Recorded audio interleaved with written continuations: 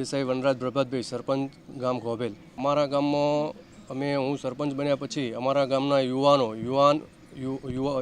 અને આગેવાનોએ એવું નક્કી કર્યું, જેમ કે અમારા ગામના યુવાનો ભૈલાલજી ઠાકોર, ભોપાજી ઠાકોર, વિષ્ણુજી, અમરતજી, મહેશજી, ભાવેશજી બધાએ નક્કી કર્યું કે આપણા ગામમાં જે આ દારૂની બધી ફેલાઈ રહી છે યુવાનોમાં, એ બંધ કરવા માટે આપણે કંઈક નિર્ણય કરવો જોઈએ।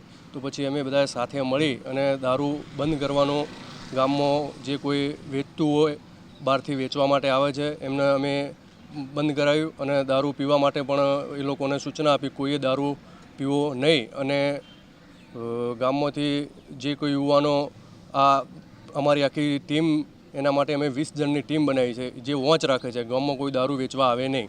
દારૂ પીતા પકડાય તો અમારા જે આ ટીમ બનાવી છે એમાં ટીમ સાથે સાથે આગેવાનોએ એવું નક્કી કર્યું કે એને આપણે દંડ કરવો, સામાજિક બહિષ્કાર કરવો અને ગામમાં એની સાથે કોઈ વર્તન કરવું નહીં।